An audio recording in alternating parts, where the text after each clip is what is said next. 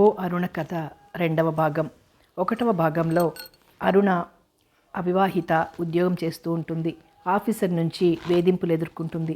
ఇక అరుణ గతంలో బావ వినోద్ని ప్రేమించి ఉంటుంది. ఆమె పెళ్లి ఖాయం చేయడానికి వెళ్ళిన పట్టాభిరామయ్యకి చుక్కెదురవుతుంది. కట్నం కోసం వినోద్ వాళ్ళ నాన్న కోరడంతో కట్నం ఇచ్చి పెళ్లి చేయాలని నిర్ణయించుకుంటాడు. కథ కొనసాగుతుంది. పట్టాభిరామయ్య తీవ్రమైన ఆలోచనలో పడ్డాడు.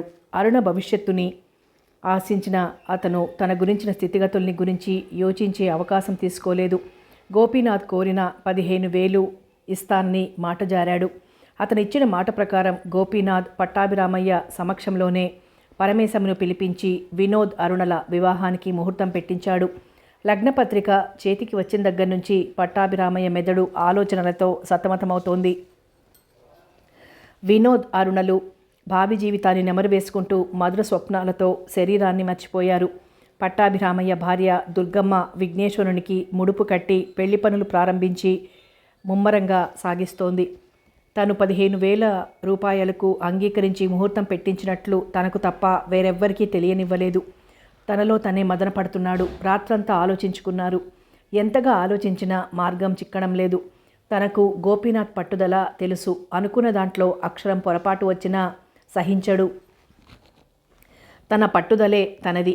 అవసరమైతే తన కుమారుడి చేత 3 ముళ్ళు వేయించడమన్నా మానుకుంటాడు గాని అనుకున్న కట్నంలో నయా పైసా తక్కువైనా సహించడు. ఆయన తత్వం అటున్నా తను ఎలా డబ్బు సిద్ధం చేయగలడు? అప్పుగా అడిగితే మాత్రం అంత డబ్బు ఎవరిస్తారు?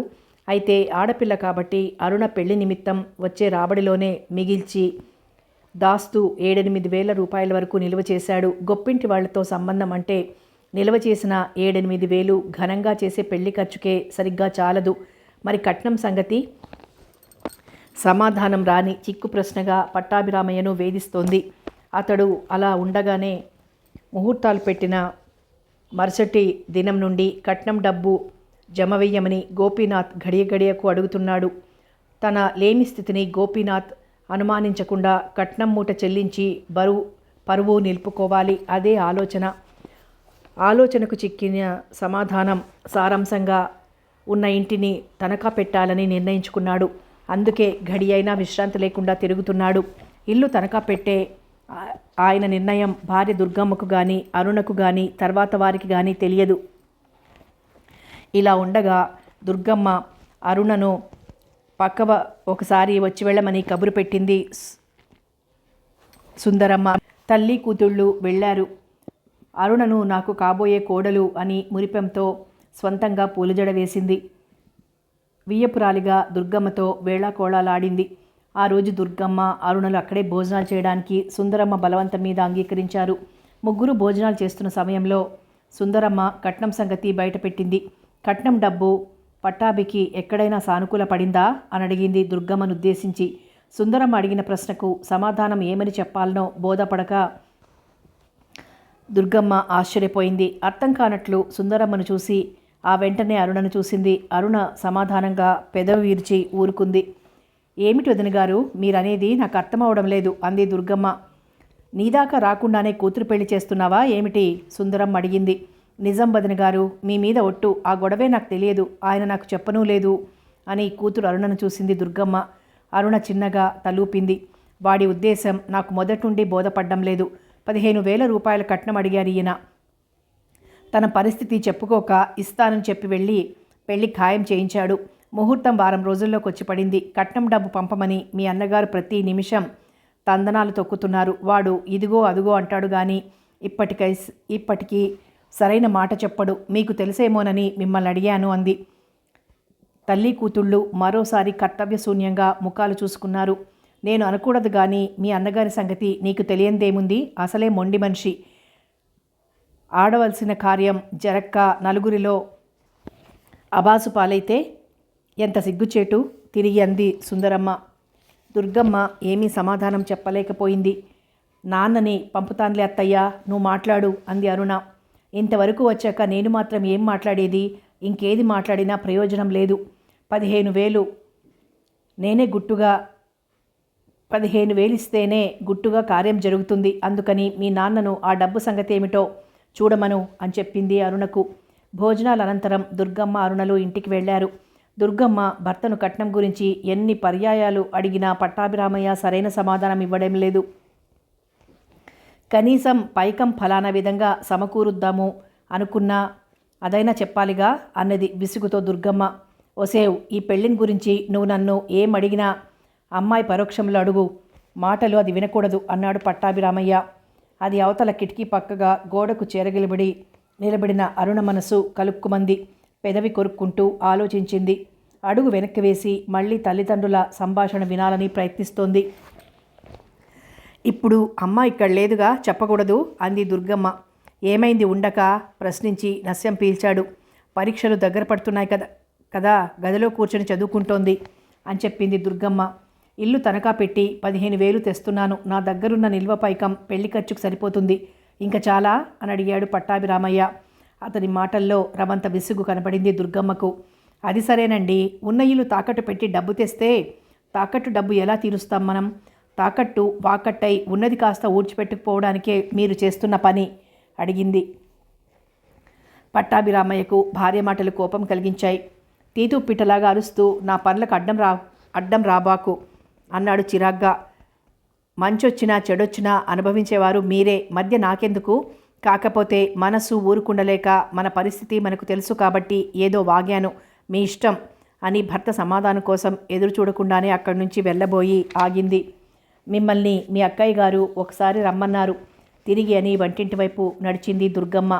అంతవరకు గోడ పక్కన ఉండి తల్లిదండ్రుల సంభాషణ విన్న అరుణ తండ్రి వద్దకొచ్చింది.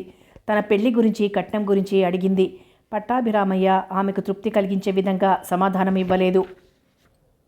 ఆమెకు ఏమిటేమిటో చెప్పి తృప్తి కలిగించాలని ప్రయత్నించి విఫలుడైనాడు. నాన్న, నాకంతా తెలుసు. మీరు చెప్పకపోయినా అత్తయ్య అంతా చెప్పింది. నా సంతోషం కోసం మీరు చేస్తున్న పనికి ఒక విధంగా ఆనందించినా మరొక విధంగా విచారించాలి. ఉన్న ఇల్లు తాకట్టు పెట్టి నా పెళ్లి చేస్తారు. నా సంతోషానికి అంతుండదు. నా తర్వాత పుట్టి పెరుగుతున్న పిల్లల్ని ఏం చేస్తారు? చేతిలో ఇల్లుంది కదా అని ఇప్పుడు తాకట్టు పెడుతున్నారు. తాకట్టు కుదరకపోతే బేరం పెట్టి అమ్మేస్తారు. తతిమ్మ వాళ్ల బరువు భారాల్ని తీర్చుకోవడానికి ఏం తాకట్టు పెడతారు? ఏది అమ్ముతారు? సూటిగా అడిగింది అరుణ. అమ్మ అరుణ, నేను చెప్పేది నువ్వేం చెప్పొద్దు నాన్న, నేను చెప్పేది విను. కన్న తండ్రిని ఎదిరించాను అన్న అపఖ్యాతి వచ్చినా సహిస్తాను, కానీ ఆ తండ్రి సర్వం కోల్పోయి బాధపడుతున్నారు అంటే సహించలేను. బావ నేను మనస్ఫూర్తిగా ఒకరినొకరు ప్రేమించుకున్నాం. మీ పెద్దవాళ్ల ఆలోచనలతోనూ సంప్రదింపులతోనూ మాకు నిమిత్తం లేదు. కట్న సమస్య మా వివాహానికి అడ్డు నిలవదు. మా ప్రేమికుల్ని విడగొట్టలేదు. మేమిద్దరం కట్నం లేకుండానే పెళ్లి చేసుకుంటాం. నీకు తెలియదు అరుణ, అది జరగని పని. అరుణ మాటకు అడ్డు తగిలి అన్నాడు తండ్రి పట్టాభిరామయ్య. అదే జరగని పని అయితే నేనే పెళ్లి చేసుకోను అని తన అభిప్రాయాన్ని ఖచ్చితంగా చెప్పి అక్కడి నుంచి వెళ్ళిపోయింది అరుణ. అరుణ వెనక నుండి శూన్యంగా చూసి పిలిచాడు. అరుణ ఆగి ఏమిటి నాన్న అన్నది. నువ్వు పసిదానవు, నీకు తెలియదు. ఆడపిల్లల్ని కన్న తల్లిదండ్రులు పడే వ్యధ నీకు తెలియదమ్మా. నా ప్రయత్నాలకు నువ్వేమీ అభ్యంతరం చెప్పకు. నేను చెప్పినట్లు విని బావను పెళ్ళాడి అమ్మకి నాన్నకి నా తర్వాత పుట్టిన పిల్లలకి తలకొక చిప్ప ఇచ్చి అడుక్కునేటందుకు పంపిస్తాను, సరేనా? పట్టాభిరామయ్య మాటలకి అడ్డు తగిలి అన్నది. బొందిలో ప్రాణం ఉన్నంత వరకు ఆ స్థితి సంభవించకుండా నే చూసుకుంటాను. మా అందరి సంగతి అటుంచినా నువ్వు ఎదిగిన పిల్లవి. నీ భవిష్యత్తుని తీర్చిదిద్దాల్సిన బాధ్యత నా మీదుంది. ఈడొచ్చిన పిల్ల కొంపలో పెళ్లి కాకుండా ఉంటే గుండెల మీద కుంపటి ఉన్నట్లే. నా మాట కాదని వ్యతిరేకించి నన్ను క్షోభ పెట్టకు. నేను పెట్టడం లేదు నాన్న. నన్ను చూసి మీకు మీరే కంగారు పడుతున్నారు. మీలో మీరు మదన పడుతున్నారు. ఈర్ష్యతో మనసులోని బాధను వ్యక్తం చేస్తూ అంది. అరుణ, నాకు సర్వం తెలుసును.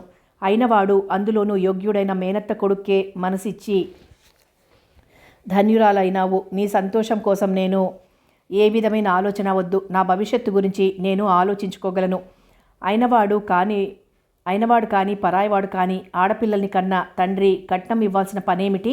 ఏమిటి దురాచారం? మగపిల్లల్ని కన్నట్లే ఆడపిల్లల్ని కనడం లేదా? వాళ్లలాగే వీళ్ళకి కూడు గుడ్డ కింద ఖర్చు పెట్టడం లేదా? బోలెడంత డబ్బు పోసి ఆడపిల్లలకి చదువు చెప్పించి డిగ్రీలు సంపాదించడం లేదా? అవసరాన్ని బట్టి పెళ్లాడిన భర్త సలహాను అనుసరించి ఉద్యోగాలు చేయడం లేదా? ఆడపిల్లల కన్నా మగ పిల్లల్లో ఏం ఆధిక్యత ఉందని కట్నం పోవాలి? ఏమిటి దురాచారం? ఆవేశంతో అని తండ్రి పట్టాభిరామయ్య మొహంలోకి సూటిగా చూసింది అరుణ. ఆమె వేసిన ప్రశ్నలకు పట్టాభిరామయ్య పేలవంగా నవ్వాడు. పీచి తల్లి, అది ఆది నుండి వస్తున్న ఆచారం. దాన్ని కలపగల శక్తి మనకు లేదు అన్నాడు. ఈ ఆచారాలన్నీ రూపుమాపాలి. అది మన వల్ల జరిగే పని కాదు. ఎవరి వల్ల జరిగినా లేకపోయినా నా వల్ల జరుగుతుంది ధీమాగా అన్నది. అంటే నొసలు చిట్లించి అరుణ మొహంలోకి చూశాడు. మీరనుకున్నట్లు బావా అవివేకి కాదు. మేమిద్దరం కావాలని ఒకరినొకరు మనసు ఇచ్చుకున్నాం. పెళ్ళాడి ఆదర్శ జీవితాన్ని సాగించాలనుకున్నాం. మామయ్య గారు కట్నం అడిగినా మీరు ఇస్తానన్నా అందుకు మేమిద్దరం పూర్తి వ్యతిరేకులమే. మా వివాహానికి కట్న సమస్య అడ్డు నిలవదు. కట్నం లేకుండానే బావా నన్ను పెళ్లాడతాడు అన్నది. పట్టాభిరామయ్య మరోసారి పేలవంగా నవ్వారు. తండ్రి కొడుకుల మనస్తత్వం నీకన్నా నాకు ఎక్కువ తెలుసునమ్మా అని నవ్వుకుంటూ అక్కడి నుంచి లేచి వెళ్ళాడు. పట్టాభిరామయ్య లోపలికి వెళ్తున్న తండ్రిని కళ్ళార్పకుండా చూస్తూ ఆలోచిస్తోంది. ఏమిటి, తండ్రి కొడుకుల తత్వం ఒకటా అని పెదాల మీద చిన్నగా దొర్లించింది. ఆలోచనతో అరుణ మనస్సు పరిపరి విధాలా పోయింది. ఎవరిని గురించి ఏ విధమైన నిర్ణయానికి రాలేకపోయింది. తన వివాహంతో తండ్రిని తతిమ్మ వాళ్లను అధోగతి పాలు చేయటానికి మనస్సు అంగీకరించడం లేదు. తనే స్వయంగా వినోద్ని అడగాలనుకుంది. తరచూ తనను కలుసుకునే వినోద్ ముహూర్తాలు పెట్టాక కనిపించడమే అపురూపమైంది. ఎలా మాట్లాడాలి? పెళ్లినాటికి వారం రోజులుంది. అతన్ని ఒంటరిగా కలుసుకునేది ఎలా అనుకుంటూ ముందుగా జరగాల్సిన దాని గురించి ఆలోచించాలి. ఎంతగా మదనపడినా ఆలోచనే మిగిలిపోతున్నది. కానీ సరైన సమాధానం చిక్కడం లేదు. తుది నిర్ణయంగా వినోద్ని కలుసుకుని మాట్లాడాలనుకుంది. నాటి నుండి ఎంత ప్రయత్నించినా అతను ఒంటరిగా దొరకడం లేదు. ఇది ఇలా ఉండగా పట్టాభిరామయ్య ఉన్న ఇంటిని తాకట్టు పెట్టి ఎక్కువ వడ్డీకి 15,000 రూపాయలు సిద్ధం చేశాడు. పెళ్లి ఘనంగా జరిపించాలి. మధుర స్వప్నాలలో మైమర్చిపోయాడు. ఇంటిని తనఖా రాసి రిజిస్టర్ చేయించి 15,000 లెదర్ బ్యాగ్లో పెట్టుకుని సిటీ బస్ ఎక్కాడు.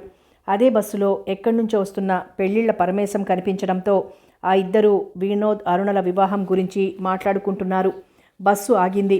మాటల్లో పడిన పరమేశం ఇదే మీ స్టాప్, దిగండి అంటూ తను దిగాడు. మళ్ళీ బస్సు బయలుదేరుతున్న కంగారులో పైకం ఉన్న లెదర్ బ్యాగ్ని బస్సులో వదిలేసి పట్టాభిరామయ్య దిగాడు. ఆ వెంటనే బస్సు కదిలింది.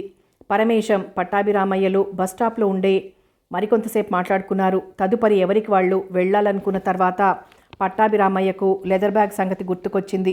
ఆతృతగా నా డబ్బు పోయింది అని అరిచాడు. పరమేశం తెల్లమొహం వేశాడు. అదేమిటండి, డబ్బేమిటి, పోవడమేమిటి అన్నాడు. అంతా నా కర్మ అంటూనే దగ్గరలో ఉన్న రిక్షాను పిలిచి అందులో జారగిలబడ్డాడు. రిక్షా కదిలింది. పట్టాభిరామయ్యకు ఏదో అనుమానం కలిగి రిక్షా నాపించాడు. రిక్షా వెనకే నడుస్తున్న పరమేశంను దగ్గరకు పిలిచి, డబ్బు పోయిన సంగతి మనిద్దరికే తెలుసును. దయ ఉంచి నీ పెదాలు దాటి బయటకు రానియకు, తెలిసిందా అన్నాడు రిక్షాలో కూర్చునే. ముహూర్తం ఎల్లుండే కదండి, ఇప్పుడేం చేస్తారు అర్థం కానట్లుగా అడిగాడు పరమేశం. అదంతా తర్వాత మాట్లాడుకుందాం. మీరు మాత్రం ఈ రహస్యం బయటకు రానియకండి అని పరమేశం సమాధానం కోసం నిరీక్షించకుండా పోనీరా రిక్షా అన్నాడు పట్టాభిరామయ్య. రిక్షా కదిలి వేగంగా వెళ్ళింది. పరమేశం నిరుత్సాహంగా నిట్టూర్పు విడిచి తన దారిన తాను వెళ్ళాడు. పట్టాభిరామయ్య రిక్షా వేసుకుని తిరిగొస్తున్న బస్సుకి ఎదురెళ్ళి బస్సుని ఆపి తన డబ్బు సంగతి అడిగాడు. బస్సులో డబ్బు బ్యాగ్ ఏదీ కనిపించలేదని చెప్పారు డ్రైవరు, కండక్టరు. వాళ్ళు ఇచ్చిన సమాధానంతో తల మీద పిడుగుపడినంత పనైంది. కాళ్ళ కింద భూమి కదులుతున్నట్లయింది. అక్కడే స్తంభించిపోయి క్షణం ఆలోచించాడు. అంతలో అతనికి ఏదో ఆలోచన తట్టింది. బస్సు నెంబర్ నోట్ చేసుకుని అదే రిక్షాలో వెళ్ళి పోలీస్ కంప్లైంట్ ఇచ్చాడు. పోలీస్ ఇన్స్పెక్టర్ పట్టాభిరామయ్యకు వేలు విడిచిన మేనత్త కొడుకు. డబ్బు ఎక్కడికి పోదని తను ఎంక్వైరీ చేస్తానని మాటిచ్చాడు. పట్టాభిరామయ్యకు ధైర్యంగా ఉండమన్నాడు. డబ్బు పోయినా దొరికినా ముందు జరగవలసిన కార్యం అభాసుపాలవుతుందేమోనన్న ఆందోళన ఎక్కువైంది పట్టాభిరామయ్యకు. ఏమీ చెప్పలేని స్థితిలో గుండెను బండ చేసుకొని వెళ్ళాడు. అంతకన్నా చెయ్యగలిగింది లేదు. ముహూర్తపు గడియలు సమీపిస్తున్న కొద్దీ వినోద్ తండ్రి గోపీనాథ్ కట్నం తాలూకు పైకం కావాలని ప్రతి గడియ తొందరపడుతున్నాడు. జరిగిన తంతుని బయట పెట్టకుండా ఇదిగో ఇదిగో అంటున్నాడు పట్టాభిరామయ్య.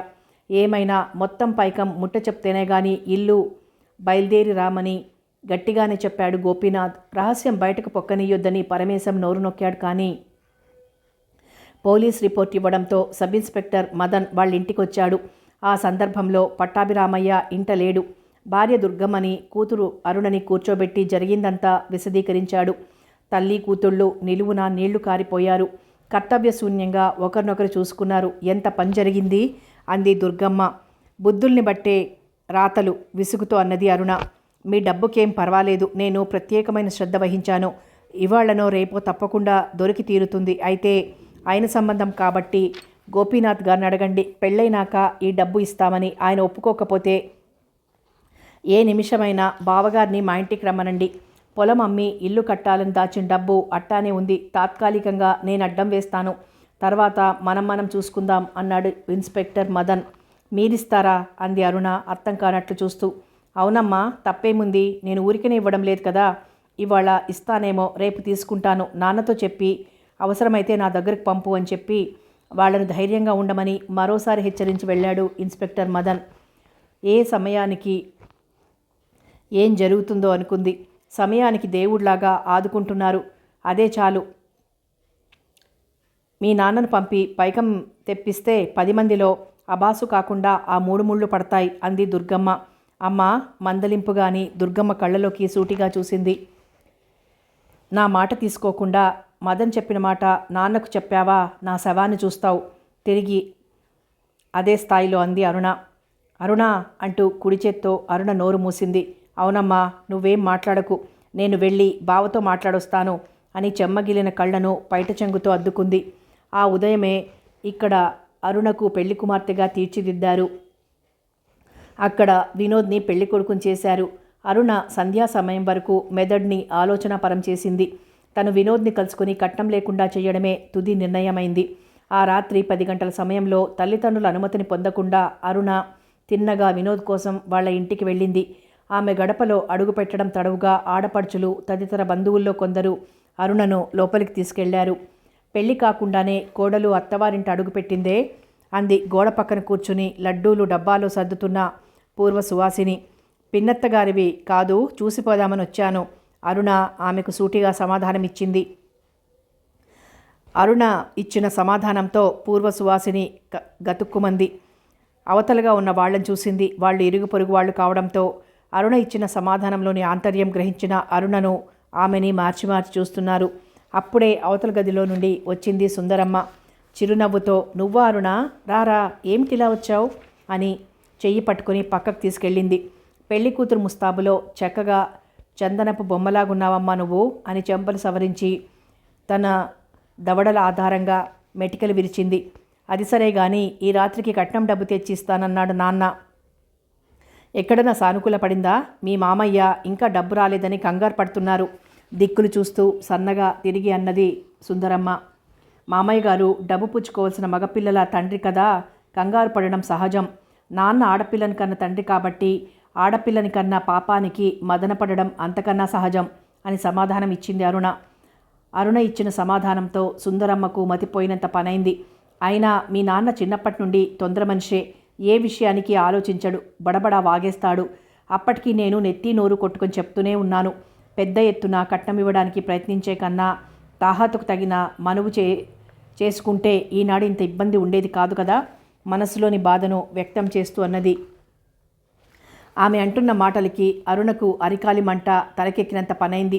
తండ్రికి తోడపుట్టిన ఆడపడుచు అయి ఉండి భర్తతో పాటు ఆత్మీయుల కన్నా కట్నానికే విలువ ఇచ్చి మాట్లాడడం సహించలేకపోయింది. పెదవి కదల్చి ఏమీ అనలేక ఊరుకుంది. అది సరే, మరో మాట విన్నాను. మీ నాన్న ఇల్లు తనఖా పెట్టి డబ్బు తెస్తే ఆ డబ్బు పోయిందట, నిజమేనా? తిరిగి అడిగింది సుందరమ్మ. ఎవరు చెప్పారు? అర్థం కానట్లు అభినయిస్తూ అన్నది అరుణ.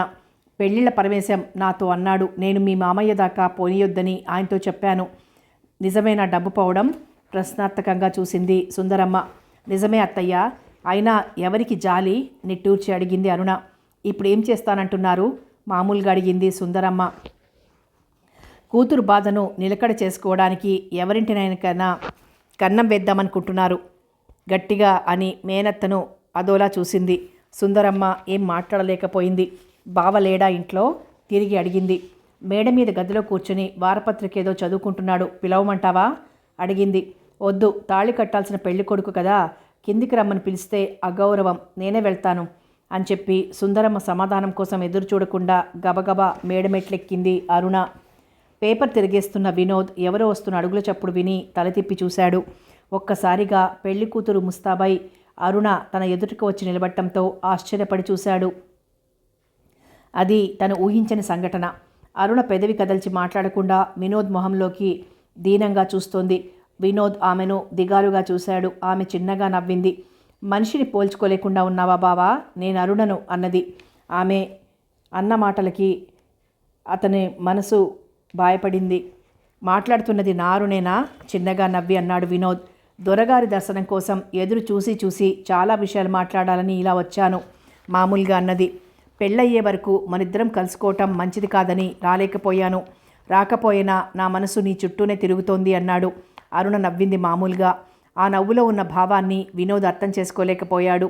నా మనస్సు నిన్ను కలుసుకురమ్మని తొందర పెట్టడంతో మా అమ్మా నాన్నల పర్మిషన్ తీసుకోకుండానే వచ్చాను అని చెప్పింది. కూర్చో గోపి పక్కనున్న కేన్ కుర్చీ చూపించి అన్నాడు. అరుణ కళ్ళు వినోద్ కళ్ళను సూటిగా చూసి ఆ వెంటనే దిక్కులు చూశాయి. వెళ్ళి తలుపు గడిపెట్టింది. అరుణ, తలుపులు గడియపెట్టుకొని మనిద్దరం లోపల కూర్చుంటే చూసిన వాళ్ళు ఏమనుకుంటారు? కొంచెం ఇబ్బందిగా అన్నాడు. కానున్న ఆలుమగలు అనుకుంటారు. అయినా ఎవరూ చూడకుండా ఉండటానికేగా తలుపులు మూసింది అంటూ వెళ్ళి కేన్ కుర్చీలో కూర్చుంది. వినోద్ మాట్లాడలేదు. అయితే బావా, మన పెళ్ళెప్పుడు? జరిగితే రేపు రాత్రి 2:10 అతను ఇచ్చిన సమాధానానికి రెప్పపాటు కాలం విస్తుపోయింది. అంటే జరగదేమోనన్న అనుమానం నీకొచ్చిందా అడిగింది. పరిస్థితుల ప్రభావం అలా ఉంది మరి. అంటే మా నాన్నకు కావాల్సింది 15,000 రూపాయలు. మీ నాన్న ఈ నిమిషం వరకు అది ఇవ్వలేకపోయాడు. మరి అనుమానం కాక ఏమిటి? ప్రశ్నార్థకంగా చూశాడు. మీ నాన్న మన ప్రేమకు వెలకట్టాడు. మా నాన్న ఆ వెలను చెల్లించాలని తాపత్రయపడుతున్నాడు. కారణం తెలుసుగా, నన్ను కన్న నేరానికి. పెద్దల నిర్ణయంతో మన ప్రేమ, మన ఆశలు డబ్బుతో తూకం వేస్తున్నారు. ఇందులో నీ ఉద్దేశం ఏమిటో పక్కకు చూసింది అరుణ. ముందు నీ ఉద్దేశం చెప్పు అడిగాడు వినోద్. అందుకు నేను పూర్తిగా వ్యతిరేకిని. ఎందుకు? మన మధ్య ఉన్న వలపుని వెలకట్టడంలో కనీ పెంచిన వాళ్ళ మాటల్ని తీసివేయకూడదని నా అభిప్రాయం. అంటే వాళ్ళు కట్టిన వెలకు నువ్వు విలువనిస్తున్నావన్నమాట. ఇవ్వక తప్పదు. అయితే ఈ సంగతి ముందెందుకు చెప్పలేదు? నువ్వు ముందెందుకు అడగలేదు? ఎదురు ప్రశ్న వేశాడు వినోద్. కట్నం ఇస్తేనే గాని మన పెళ్లి జరగదా? సూటిగా అడిగింది. వినోద్ అవునని తలాడించాడు. తలాడించడం కాదు, తగిన సమాధానం చెప్పు తిరిగి అడిగింది. నాన్న మాటను వ్యతిరేకించడం నాకు అలవాట్లేదు. కట్నం ఇస్తేనే పెళ్లి జరుగుతుంది. నువ్వింతటి ప్రయోజకుడవని గ్రహించే నా మనసులోని మాటను చెప్పిపోదామని వచ్చాను. ఏమిటది? కట్నం తీసుకునే భర్త నాకు అక్కర్లేదు. అరుణ గట్టిగా అన్నాడు. నువ్వు నాకు కావాలి, నేను నీకు కావాలి. మన దాంపత్యం జీవితాంతం కళకళలాడుతూ ఉండాలి. అవునా అనే అభిప్రాయంతోటే మనసివ్వడం జరిగింది అరుణ చెప్పింది. అంత నిష్కల్మషంగా ప్రేమించుకున్న మనం వెధవ డబ్బు కోసం ఒకరికొకరు కాకుండా పోవాలనిపించటానికి నీ మనసు ఎలా ఒప్పింది? చిరాగ్గా ప్రశ్నించాడు. అరుణ అతని మాటలకి పెద్ద పెట్టున నవ్వింది. ఆ నవ్వు ఆ గదిలో ప్రతిధ్వనించింది. ఏమిటి బావా నువ్వన్నది? డబ్బు కారణంగా ఒకరికొకరు కాకుండా పోవడానికి నా మనస్సు ఎలా ఒప్పిందంటావా? ఎంత చక్కటి ప్రశ్న వేశావు బావా. ఏం ప్రేమ, పెళ్ళి అనే పదాలను వదిలేయి. వరకట్నం ఆడపిల్లలే ఎందుకు చెల్లించాలి? మగపిల్లాడు ఆడపిల్లల కన్నతండ్రికి ఎందుకు చెల్లించకూడదు? మగపిల్లల్లో ఏం ఆధిక్యత ఉందని? చదువులోనా, సంస్కారంలోనా, అందచందాల్లోనా? అది పూర్వం నుండి వస్తున్న ఆచారం వినోద్ అన్నాడు. ఎంఏ పట్టభద్రుడు అవబోతున్న నువ్వు అనవలసిన మాటేనా ఇది? చదువు సంస్కారం ఉన్నవాళ్లే బూజు పట్టిన పురాతన ఆచారాలకు తలవంచి వ్యక్తిగత విలువను మర్చిపోయి మాట్లాడటమా? సమాజంలో కుళ్ళుని కూకటి వేళ్లతో పెగిల్చి ముందడుగు వేయాల్సిన నువ్వు మందమతితో బుద్ధిహీనుడవై సంచరించడం పురుష లక్షణమా? వరకట్న నిషేధ చట్టం అమల్లో ఉందని కూడా తలంచక మీ నాన్న చెప్పు చేతల్లో సభ్యతను పాటించకుండా అరుణ ఆమె చెప్పేది వినిపించుకోకుండా అరిచాడు. అవన్నీ నాకు అనవసరం. పెద్ద చిన్న పాటించకుండా తలబిర్స్తనంగా మాట్లాడడం మొదటివాడి కోపానికి కారణమవుతుంది. అనవసరంగా నన్ను రెచ్చగొడుతున్నావు. మీ నాన్నకు కట్నం ఇచ్చే స్థితి లేకపోతే మా నాన్నని ప్రాధేయపడి అడిగి ఒప్పించుకోవాలి. నా దగ్గరకొచ్చి నన్నేదో బెదిరించాలని చూస్తే వ్యవహారం ముదురుతుందే గాని సానుకూల పడదు తిరిగి అన్నాడు వినోద్. నువ్వు చెప్పేది ఇంతేగా అడిగింది అరుణ సూటిగా. అవును, నేను కావాలంటే మా ఇంటి కోడలుగా స్థానం కలగాలంటే మా నాన్న అడిగిన కట్నం ఇవ్వాలి, అప్పుడే పెళ్ళి ఖచ్చితంగా చెప్పాడు. ఆ పెళ్ళే జరగదు, కట్నం ఇచ్చి తెచ్చుకునేవాడు అక్కర్లేదు. అది చెప్పేటందుకే వచ్చాను. నేను చెప్పిన మాట మీ నాన్నకు చెప్పి మీకు కట్నం గుమ్మరించే మరో సంబంధం చూసుకో, వస్తా. గిర్రున వెనక్కి తిరిగి వెళ్ళబోయింది అరుణ. అరుణ వెనక నుంచి పిలిచాడు కుర్చీలో నుండి లేచి. అరుణ ఆగింది. ఆమె కళ్ళు అతన్ని సూటిగా చూశాయి. పీటల మీద పెళ్ళి ఆగిపోతే ఎంత అవమానం ఎవరికి? మీకు. ఆ అవమానం మీకు లేదా? ఉండదులే, డబ్బు గలవాళ్ళు కదా, వచ్చే అవమానాల్ని దగ్గరున్న డబ్బుతో కప్పేస్తారు, అంతేనా? చిన్నగా నవ్వింది. వ్యక్తిగత విలువలేని నీలాంటి వాడిని పెళ్లాడే కన్నా అవమానాల్ని భరించడమే ఆనందం. మన కుటుంబాల మధ్య సంబంధం తెగిపోతుంది అన్నాడు. తెగిపోతుంది అనకండి వినోద్ గారు, మన ఇద్దరి సంభాషణలో సంబంధాలు తెగిపోయాయి అనండి, వస్తా అని వినోద్ సమాధానం కోసం ఎదురు చూడకుండా గది తలుపులు తెరిచి గడపకు అడ్డుగా నిలబడిన సుందరమ్మను తదితర అమ్మలక్కల్ని క్షణం కళ్ళార్పకుండా చూసింది అరుణ. సుందరమ్మ ఏదో అడగబోయింది. అది కాదు అరుణ అంటూ. ఈ అరుణ ఎవరి మాట వినదు, మీరేం చెప్పక్కర్లేదు. ఆ చెప్పేది ఏదైనా ఉంటే మీ అబ్బాయికి మీ ఆయనకి చెప్పుకోండి అని గబగబా మేడ దిగి బయటికి వెళ్ళిపోయింది. సుందరమ్మకు ఏమీ అర్థమవ్వలేదు. అరుణ పూర్తిగా వెళ్లే వరకు అట్టే అర్థం కానట్లు చూసి ఆ వెంటనే పక్కనున్న అమ్మలక్కల్ని చూసింది. వాళ్ళు పెదాలు విరిచి కిందికి వెళ్ళారు. సుందరమ్మ గదిలో అడుగుపెట్టింది. ముహూర్తం గడియలు సమీపించిన పట్టాభిరామయ్య కట్నం తాలూకు పైకం ఇవ్వకపోవడంతో వినోద్ తండ్రి గోపీనాథ్ అరుణ వినోద్ల వివాహం రద్దు చేశారు. ఆ వార్తను పెళ్లిళ్ల పరమేశం ద్వారా పట్టాభిరామయ్యకు కబురు చేశాడు. ఆ వార్త విని పట్టాభిరామయ్య కుచించుకుపోయాడు. అనుకున్నది ఒకటైతే జరిగింది వేరొకటి. ఏ అరుణ వినోద్ల వివాహం కావాలని కాంక్షించి సర్వస్వాన్ని కోల్పోయాడో ఆ అరుణ వినోద్ల వివాహం ఆగిపోయింది.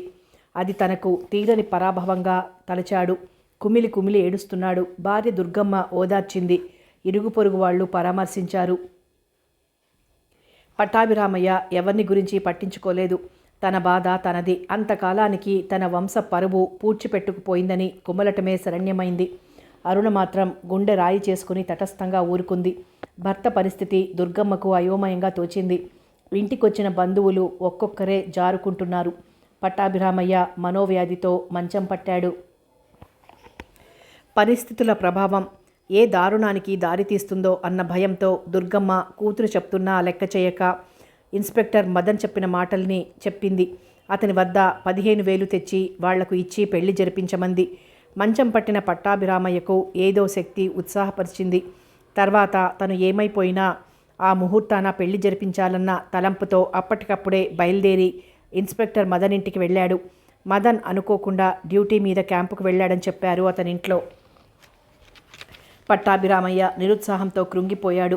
చేసేది లేక ఇంటికొచ్చాడు. మదన్ రాక కోసం నిరీక్షిస్తూ మరో ముహూర్తం పెట్టించమని యాచించేటందుకు గోపీనాథ్ని కలుసుకోవాలని వెళ్ళాడు. గోపీనాథ్ ఇంట్లో ఎవరూ లేరు. తలుపులు తాళాలు వేసున్నాయి. వాచ్మెన్ని ఎక్కడికి వెళ్ళారని అడిగితే అతను సరైన సమాధానం చెప్పలేదు. చేసేదేం లేక పట్టాభిరామయ్య తిరిగి ఇంటికొచ్చాడు. ముహూర్తం రోజు దాటిపోయింది. ఆ మర్నాడు ఇన్స్పెక్టర్ మదన్ పోలీస్ జీప్ మీద పట్టాభిరామయ్య ఇంటికొచ్చాడు. అతన్ని ఎదురుగా వెళ్ళి ఆహ్వానించింది దుర్గమ్మ.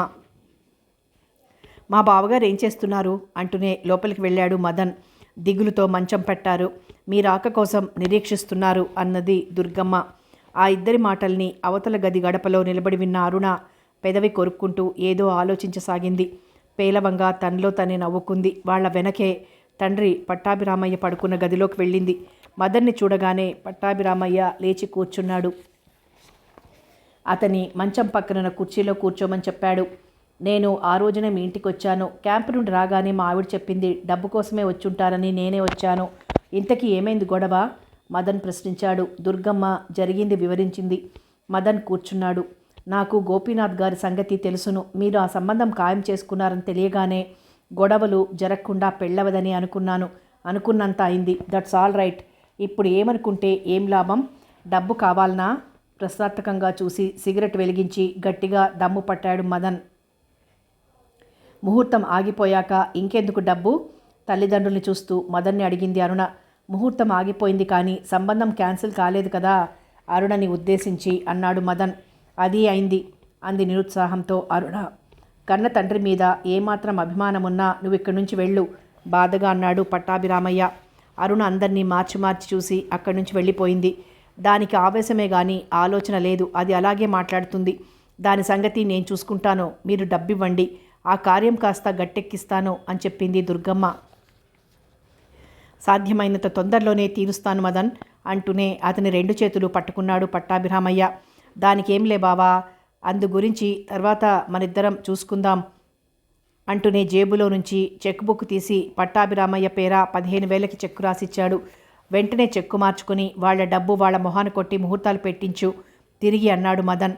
నువ్వు చేసిన సహాయం నేను ఎన్ని జన్మలెత్తినా మరువలేను మదన్ అంటూ అతను ఇచ్చిన చెక్కును కళ్ళకద్దుకున్నాడు. మా పోయిన డబ్బు గురించి ఇంకా ఒకటే దొరకడం, ఉన్న ఇల్లు తాకట్టు పెట్టి ఎవడి అవసరాలనో ఈ రూపంలో గడిపారు. దుర్గమ్మ మాటకు అడ్డు తగులుతూ అంది. నిరుత్సాహంతో నిట్టూర్పు విడిచాడు పట్టాభిరామయ్య. శక్తివంచన లేకుండా మీ డబ్బు మీకు దక్కాలని ప్రయత్నిస్తున్నాను, కానీ నువ్వు చెప్పినట్లు దొరకడం కష్టమని అనిపిస్తోంది అని సిగరెట్ గట్టిగా పీల్చాడు. నాకు పనుంది, వెళ్ళొస్తాను అంటూ కుర్చీలో నుంచి లేచాడు మదన్. ఉండండి, కాఫీ తాగి వెళ్తురు గాని అంది దుర్గమ్మ. ఇప్పుడు నాకు కాఫీ వద్దు, ఈసారి వచ్చినప్పుడు ఇద్దురు గాని, ముందా ముహూర్తం సంగతి చూడండి అని పట్టాభిరామయ్య గారి దగ్గర సెలవు తీసుకుని వీధిలోకి నడిచాడు మదన్. పట్టాభిరామయ్య అప్పటికప్పుడే బయలుదేరి బ్యాంకుకు వెళ్ళి చెక్కు మార్చుకుని డబ్బు తీసుకొచ్చాడు. మంచి ఘడియల కోసం క్యాలెండర్ తిరిగేసి గోపీనాథ్ను కలుసుకుని మాట్లాడేటందుకు ముహూర్తం ఆ రోజు సాయంత్రం 4 గంటలకి నిర్ణయించారు. క్యాలెండర్ భార్య దుర్గమ్మకి ఇచ్చి 4 గంటలకి ముహూర్తం బాగుంది, పెళ్లిళ్ల పరమేశానికి కబురు పెట్టి వెంట పెట్టుకుని వెళ్తానని చెప్పాడు. అదే సమయంలో పెళ్లిళ్ల పరమేశం వస్తూనే పట్టాభిరామయ్యకు నమస్కరించాడు. నీకు నిండా 100 ఏళ్ల ఆయుషయ్యా, ఇప్పుడే నీ మాట అనుకున్నాం అన్నాడు పట్టాభిరామయ్య. పరమేశం తెలివిగా వెకిలిగా నవ్వాడు. 100 ఏళ్లేనా, మరో 10 ఏళ్ల ఆయుష్ పెంచితే మాత్రం సొమ్మేం పోయింది అంటూ కూర్చుని సంచిలో నుంచి శుభలేఖల కట్ట తీసి అందులో వెతుకుతున్నాడు. ఎవరిదో పెళ్లి చేయిస్తున్నారే అంది దుర్గమ్మ. ఇంకెవరిది, మీ మేనల్లుడు వినోద్ది అంటూనే శుభలేఖ పట్టాభిరామయ్యకి ఇచ్చాడు పరమేశం. పట్టాభిరామయ్య విస్తుపోయాడు. చేతులు వణుకుతుంటే కవరు తెరిచి అందులోని శుభలేఖను లోలోన చదువుకుంటున్నాడు. మీ సంబంధం వద్దనగానే వెంటనే పెళ్లి చేయాలనే పట్టుదల ఎక్కువైంది. నా ప్రాణం తీశారు. పెద్దలు అడిగాక తప్పుతుందా? అప్పటికప్పుడే ఆలుమగల్ని పెళ్లి కొడుకుని వెంటబెట్టుకెళ్ళి అప్పిగట్ల వాయునందనరావు గారి అమ్మాయి భారతిని 20,000కి ఖాయం చేయించాను. రేపు దశమి గురువారం తెల్లవారుజామున కన్యాదాత గారి స్వగృహంలో పెళ్ళి అని దుర్గమ్మతో చెప్పి పట్టాభిరామయ్యను చూశాడు. అప్పటికే పట్టాభిరామయ్య చేతిలోని శుభలేఖ జారి కింద పడింది. ఆయన వెన్ను మంచానికి చేరగిలబడి ఉంది. మెడ వాలిపోయి ఉంది. అంటూ పరమేశం ఆయన చేయి పట్టుకుని నాడి చూశాడు. బాబుగారు చచ్చిపోయారమ్మా తిరిగి సుందరమ్మను ఉద్దేశించి అన్నాడు పరమేశం. దుర్గమ్మ కెవ్వునర్చి భర్త శవం మీద ఏడుస్తోంది. తల్లి పెట్టిన పొలికేకతో అవతల గదిలో నుండి పరిగెత్తుకొచ్చి కదలలేని స్తంభంలా స్తంభించిపోయింది అరుణ. కథ కొనసాగుతుంది.